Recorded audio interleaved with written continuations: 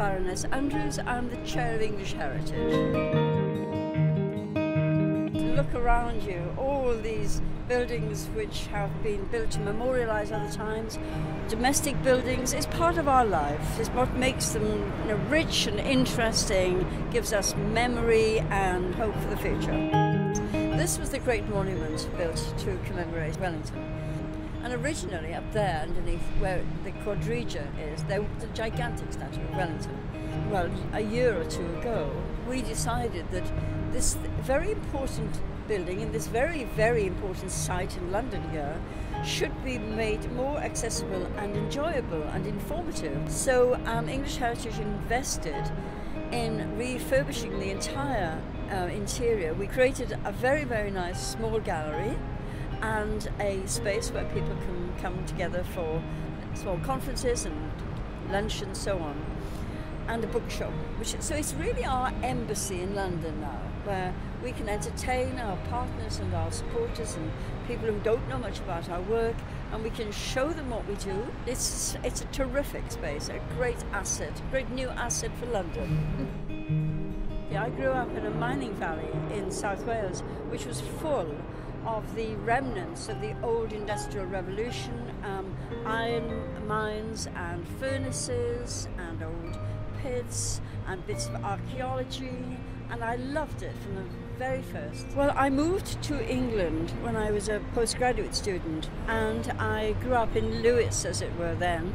And Lewis Priory is very precious to me. It's the first of the great Cluniac priories which were built under William the Conqueror. And it's an extraordinary building, and it was very much at risk for many years. And it was just the work of local people, the determination of local people to bring it back to life and make it accessible. Well, you know how powerful local people are when something they love is threatened.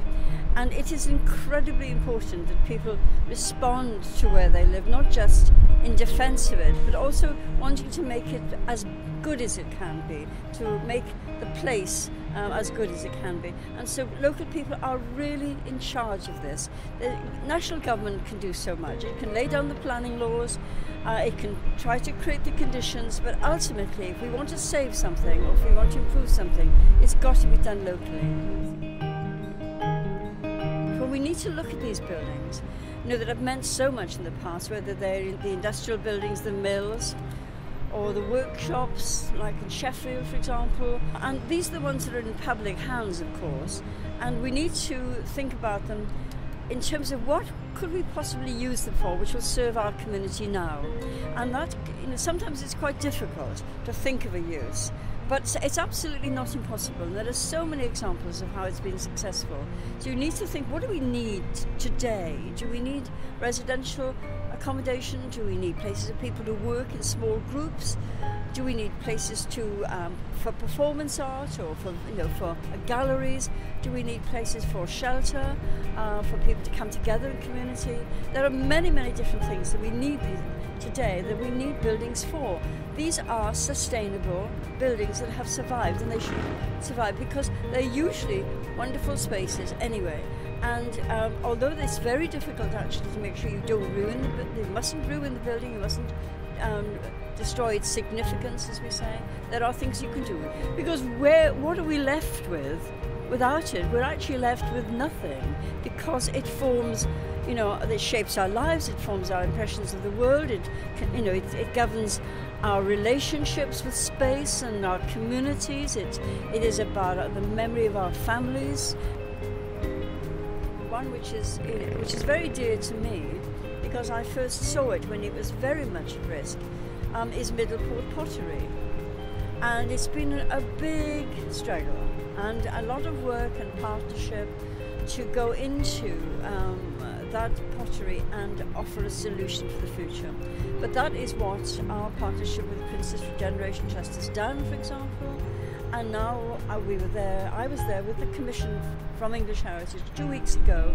We met the women who are still doing the transfer work, we met the apprentices, we met the local people who are supporting them, local employers who are moving in.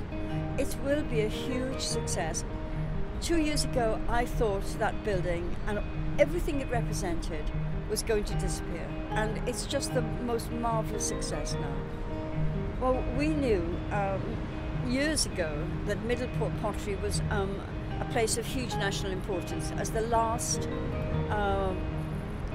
pottery which used the transfer method, one of the last potteries still working in Stoke in a very depressed area, an area which had once been the centre of the world for pottery. It exported to China all over the globe, and suddenly it was reduced to having very, very few potteries except museums.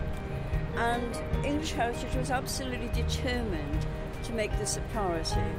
And we put in significant amounts of support early on and money, but it was only with the partnership with the Princess Regeneration Trust that we were able to build the enterprise model that is now going to work.